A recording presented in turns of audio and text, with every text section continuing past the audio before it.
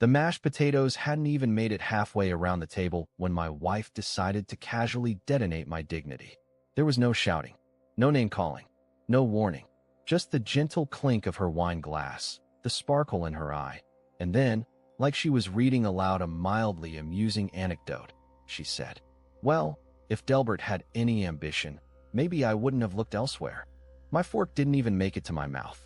The table fell silent like someone had just announced a death in the family. My sister-in-law gasped. My nephew, bless his oblivious teenage soul, chuckled until my brother elbowed him. My mom froze mid-scoop, her serving spoon trembling over the green beans. And me?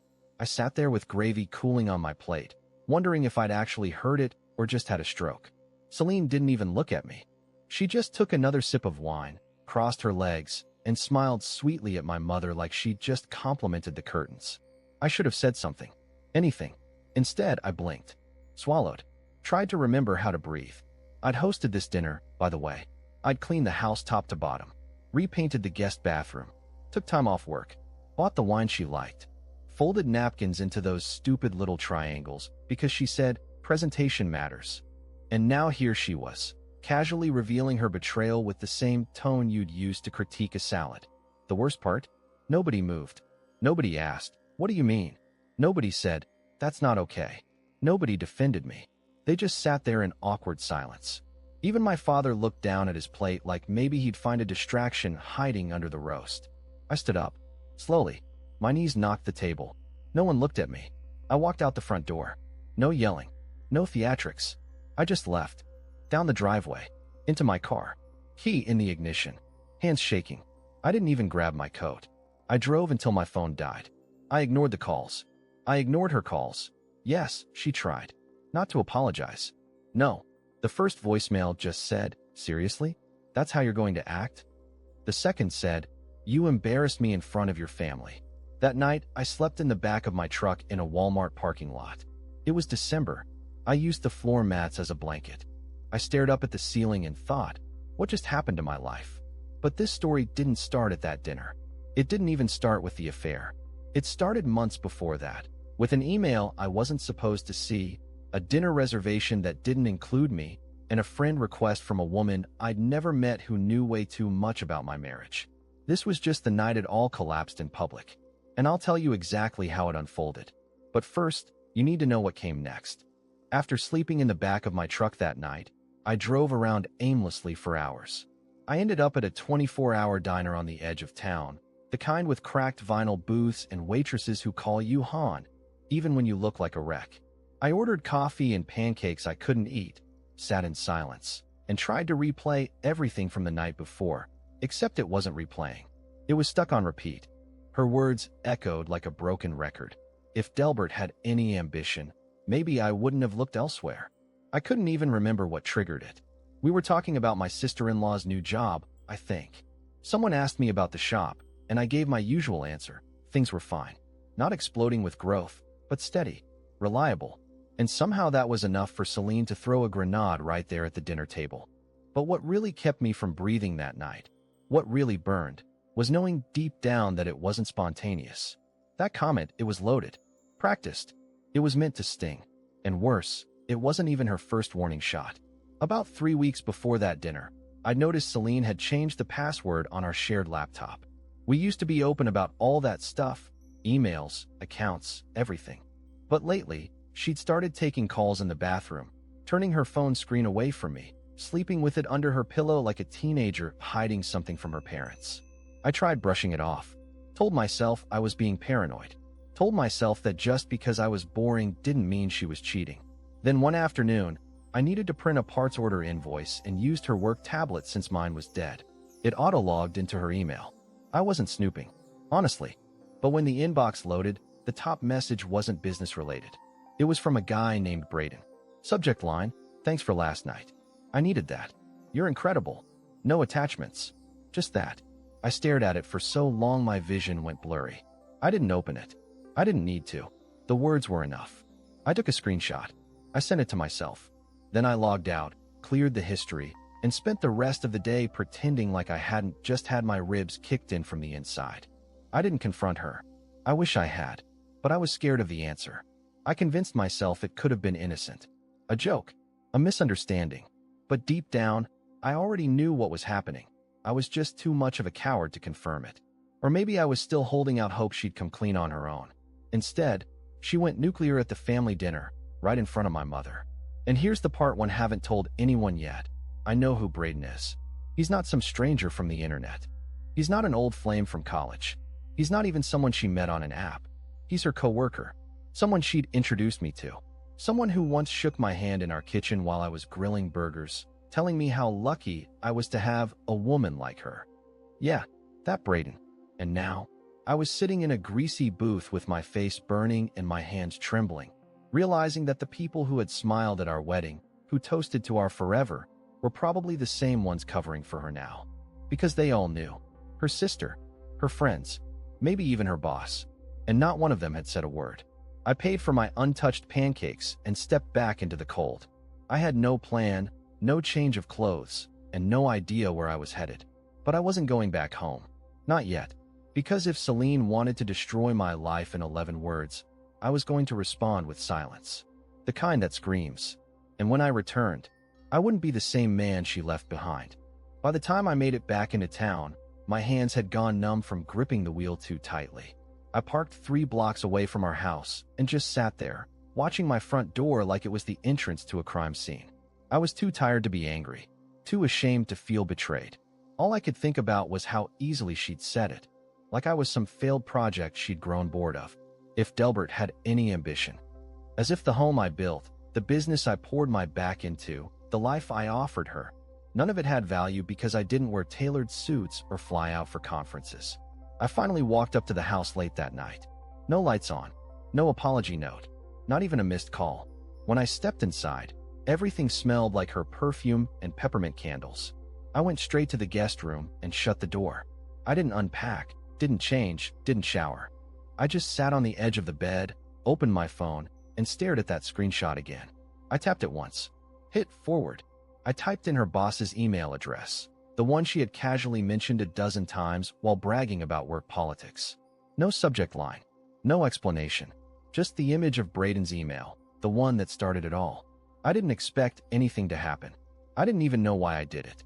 Maybe I wanted to ruin something of hers. Maybe I wanted to break the silence she'd wrapped around me like plastic. Or maybe I wanted someone else, anyone, to finally know what she was doing behind her glittering smile. She didn't come home that night. In fact, she didn't come back until the following evening, breezing through the door with a tote bag, a story about crashing at Camille's, her co-worker and best friend, and a smug little smirk that made my blood run cold. She tossed her coat on the couch and asked, like nothing had happened, "You gonna give me the silent treatment forever?" I just looked at her and said, "Check your email." Her face froze. Not dramatically, just enough that I saw it. The slight shift, the crack in her composure. "What? Braden," I said flatly. "He sends sweet follow-ups. You should remind him not to put things in writing." She didn't scream. She didn't cry. She went pale. And then she laughed. A short, cruel chuckle. "Oh, that's what this is about. Delbert, are you serious? I thought you had thicker skin than that. It was just flirting." I stood up. "So you admit it." "I admit nothing happened that would hold up in court," she said, walking toward the kitchen like we were done. "Besides, if you want to go airing our dirty laundry, maybe I'll tell your clients how you've been forgetting jobs and giving discounts out of guilt. You think your little glass shop can survive a smear campaign?" And that's when I realized I hadn't married a person, I'd married a corporate brand. A cold-blooded, PR-obsessed, image-controlling snake who saw life as a ladder, and me as one of its rungs. She poured herself a glass of water like she hadn't just threatened to destroy my career. I said, "You slept with him, didn't you?" She turned, that same smirk returning. "What matters is this. You made a move without thinking. And now, we both lose." The next morning, HR at her company put her on leave pending investigation. Apparently, fraternizing with direct co-workers wasn't just frowned upon. It was a violation of her contract. She came home at noon, threw her bag at the wall, and screamed at me. Not about what she did. Not about what she said at dinner. She screamed about how I embarrassed her. And that's when something in me snapped. Not like a breakdown. Not like tears. Just a quiet, calm click, like something had finally slid into place. She'd never been afraid of hurting me. because she never thought I'd fight back. But this wasn't about revenge anymore. It was about taking my name back. And she had no idea what I was planning next. 2 days after I sent that email, I got a call from a number I didn't recognize. Normally, I ignore those. But something told me to pick it up. I was in the shop, under a client's car, trying to replace a cracked windshield while my brain kept replaying that smug little speech Celine gave me in the kitchen. The ringtone echoed inside the garage like a siren. I wiped my hands, grabbed my phone, and answered. Delbert. The voice was female, cautious, almost nervous. Yeah, who's this? It's Camille. That stopped me cold. Camille, her best friend, her co-worker, the one she claimed she crashed with the night after the dinner. I leaned against the car, suddenly more awake than I'd been in days. She continued quickly, like she was afraid she'd lose her nerve. Look, I don't want to get involved. I probably shouldn't even be calling you. But I didn't know what she was telling you, and after everything that happened at work. Camille, what are you talking about? She hesitated, then said, Celine's not telling the whole truth. About Braden. About the dinner. About any of it. I could hear her pacing. I imagined her in some office hallway, whispering into her phone, checking over her shoulder. She didn't stay with me that night. She told me to cover for her if you asked. I didn't know why at the time. I didn't know she'd already.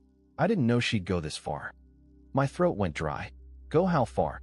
She was planning to leave you. She's been planning it for months. The promotion she was chasing? She only got it because she was sleeping with Braden, who's on the executive team. She told me it was strategic. Strategic, Delbert.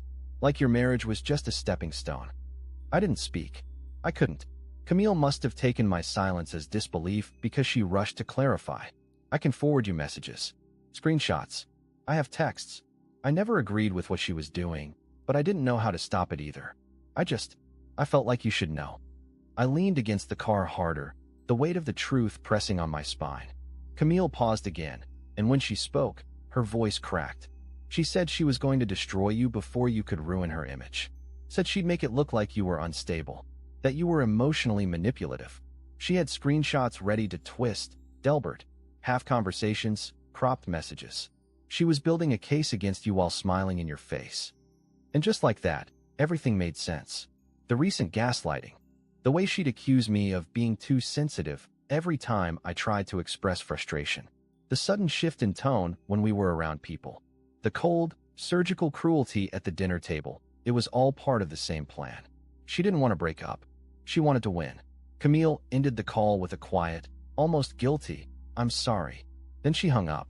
I stood in silence for a long time, staring at the cracked windshield I hadn't finished, breathing in the sharp scent of motor oil and betrayal. She wasn't just cheating. She was engineering my collapse. But now I had the evidence, the witness, the motive, and most importantly, I had time. That night, I didn't confront her. I didn't rage. I didn't throw accusations or demand answers. I cooked dinner. I asked about her day. I even poured her wine. Because if Celine wanted to play games, I was going to be the last person at the table. She just didn't know it yet. I don't know how I pulled it off. Maybe it was adrenaline. Maybe I'd just been humiliated enough times that pretending to be fine had become second nature. But that night, as I made spaghetti and poured her favorite Pinot, I didn't flinch. I didn't even blink. Celine walked in wearing that fake, I'm too busy to care, look she always put on when she wanted to seem important. Her coat hit the floor, her heels clicked across the kitchen, and she barely glanced at me before grabbing a fork and stabbing into the pot. You cooked? She said, like it was some kind of surprise I was still functioning. I smiled. Felt like doing something nice. You've had a rough week. She raised an eyebrow but didn't push. She was too self-satisfied to be suspicious. She thought I crumbled, that her words at the family dinner had destroyed whatever dignity I had left. She thought I was broken, licking my wounds, desperate to keep her. That's how she operated. She pushed until you broke, then called you the emotional one. She didn't know I had Camille's messages. She didn't know I'd started screen recording everything. She didn't know I'd backed up her text threads to the cloud. Yes, our cloud. The one she forgot was synced through the old iPad she'd given me last year. The next day, I called my bank and quietly separated our accounts. I moved my business funds, my savings, even the emergency money I'd kept tucked away just in case. I filed for a business rebrand under a new name she didn't recognize.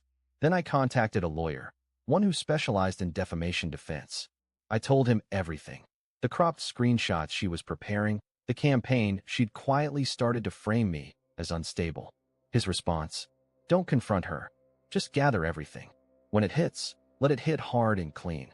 So I did. I kept doing laundry, cleaning the dishes, sleeping in the same bed. I kissed her forehead when she left for work, and I never, ever looked angry, because I knew that would tip her off. I knew she'd escalate if she thought I was preparing to fight. So I waited, smiling, quiet, patient, while she carried on, texting Braden from the bathroom like I didn't know. But the closer I got to pulling the trigger, the harder it got to keep the mask on.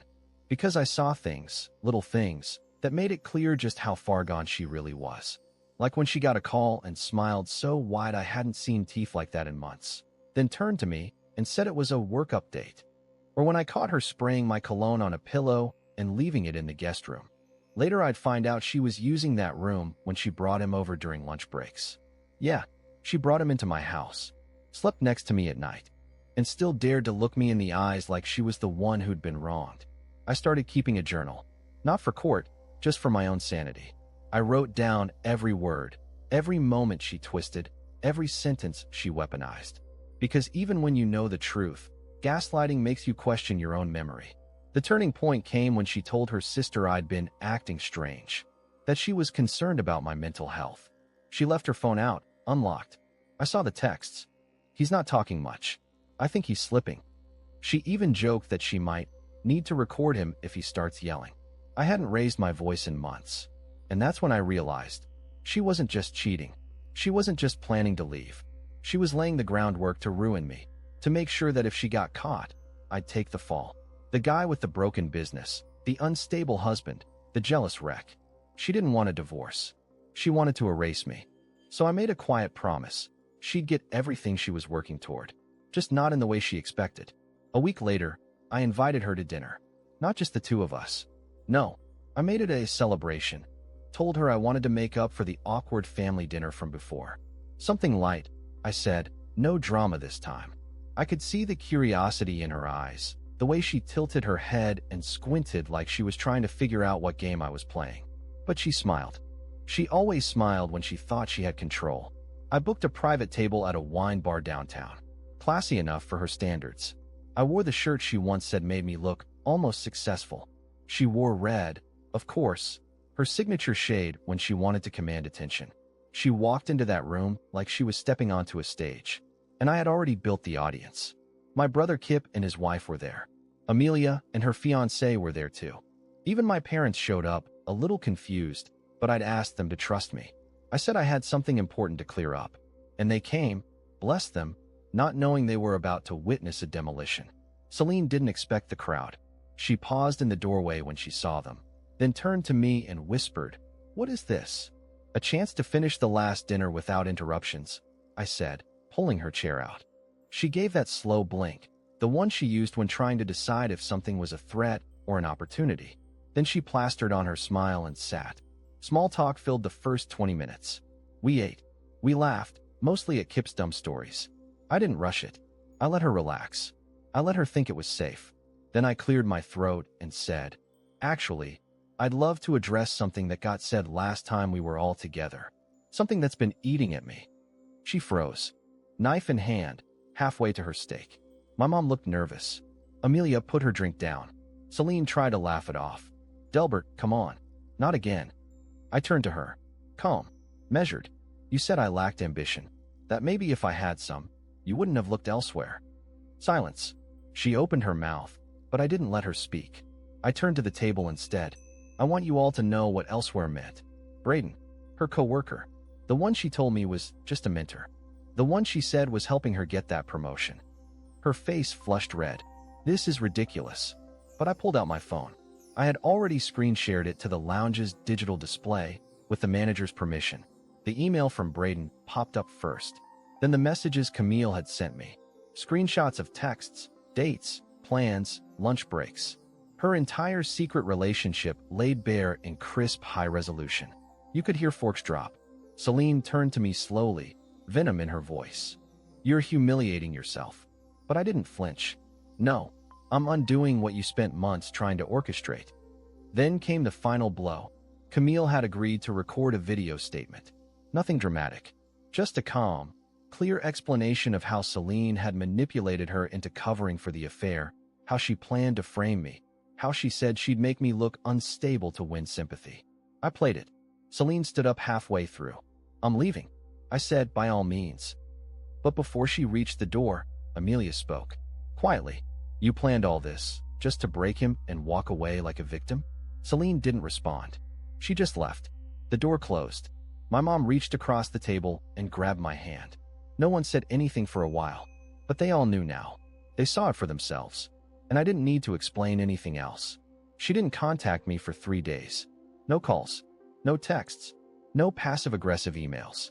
Nothing, just silence. At first, I thought maybe she was embarrassed. Maybe, for once, she was processing shame. But on the 4th morning, I found out what she was really doing. She had gone on offense. I got a call from a mutual friend.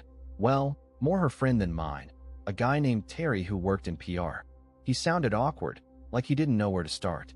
"Hey, Del, I thought you should know. Celine's telling people you ambushed her. That you manipulated everyone into believing she was cheating. She said you edited screenshots. That the video from Camille was coerced. She's making noise." There it was. She wasn't done. She was pivoting the narrative, painting herself as the misunderstood wife, targeted by a bitter husband with trust issues. I knew she had influence in her circle. She had curated it for years. Friends who owed her favors. Co-workers too afraid to speak up. She moved in social circles like a politician, never getting her hands dirty directly, but always steering the storm. I stayed calm on the phone, but my stomach twisted. Not because I believed anyone would take her side, but because I knew how fast a rumor travels when it sounds dramatic enough. And in this world, people love a villain. They love a breakdown, a bitter divorce, a jealous husband lashing out. But this wasn't just drama. This was war. I didn't respond publicly. I didn't post anything. I didn't defend myself online. Instead, I finished what I'd already started. My lawyer finalized the divorce papers. Everything was clean, no contest. Thanks to Camille's statements, and a little help from another co-worker who'd finally come forward, Celine had no leverage. Her company was already quietly letting her go to avoid PR fallout. The promotion she weaponized her body to chase? Gone. Her reputation in the industry? Cracked. Maybe not ruined, but definitely bruised in all the places that mattered. I had even put the house on the market. Quietly, discreetly, I stayed with Kip while the realtors staged it. It wasn't just about moving. It was about wiping every surface she'd ever poisoned. Then came the moment I didn't expect. She showed up, unannounced. I was back at the house grabbing a few tools from the garage when I heard the front door creak open. I walked out of the laundry room and saw her standing in the entryway, sunglasses still on, arms crossed, like nothing had happened. Like she belonged. "I'm not here to fight," she said before I could speak. "I just wanted to talk." I didn't answer. I let the silence speak for me. She looked around the house, eyes scanning the clean counters, the half-empty walls, the quietness. "You're really going through with it?" "You made that choice for both of us," I said. She frowned, like I was the unreasonable one. "You made this public, Delbert. You didn't have to do that." "No," I said. "I had to show people the truth before you twisted it into your story." For the first time in a long while, she didn't have a comeback. She stepped further in, slower now, as if unsure she still had permission to exist here. "I don't even know who you are anymore," she muttered. I looked her straight in the eye. "That's because I finally stopped letting you tell me who I was." She didn't cry. That would have required something real. But her hands trembled, just enough to notice. She picked up a framed photo from the hallway, our old anniversary picture, and stared at it like it belonged to someone else. Then she said it. None of this was supposed to end like this. I walked to the door and held it open. "It didn't end, Celine. It began." She left without another word. But I wasn't done. Not yet. There was still one more piece left to move. And I knew exactly how to finish this, not with revenge, but with something far more powerful. Closure. 2 months passed. The house sold. The paperwork was finalized. Her name, once stamped next to mine on every legal document, was now a fading memory tucked into a manila folder in my lawyer's office. I left the town we'd lived in for 6 years and opened a second location for my auto glass business in a different county, closer to the interstate, bigger foot traffic, and, most importantly, no shadows of her left behind. People always talk about healing like it's some dramatic montage, gym workouts, glowing makeovers, spontaneous travel. That wasn't me. I didn't find peace in a boxing class or on some beach with a stranger. I found it in the quiet moments, replacing glass and silence, drinking my morning coffee without side eyes and passive-aggressive sighs, sleeping alone and finally resting. Celine tried to reach out once more. She sent a message, short, cold, clinical. We should talk. Just once. I didn't answer. There was nothing left to say. You don't reason with someone who thought of you as a placeholder. You don't reopen a door you finally had the strength to close. Camille, surprisingly, kept in touch. We weren't close, but she checked in now and then, not with gossip, but with genuine concern. Turns out, a few others from Celine's company had also distanced themselves from her. Not because I asked them to, not because they took sides, but because the truth has a funny way of lingering even after the smoke clears. And me? Well, one afternoon, after wrapping up a job for a client whose windshield had been shattered by a fallen tree limb, I walked out to the front lot and found a woman sitting on the bench outside my new shop. She looked lost, flustered. She had tears in her eyes and a child in her lap. Her car had broken down an hour from home, and every tow company was booked. She didn't even realize she'd wandered into an auto glass business. She just needed somewhere to sit. So I offered her water, let her use the phone, helped her get a ride. And before she left, she said, "You've got kind eyes. The world needs more people like you." I didn't tell her my story. Didn't need to. Because in that moment, I realized I was no longer living in the wreckage of what Celine had done to me. I was living in something I built myself, with my own hands, my own patience, and my own damn backbone. I wasn't her plan B anymore. I was my own plan A. And that, right there, was the ending she never saw coming.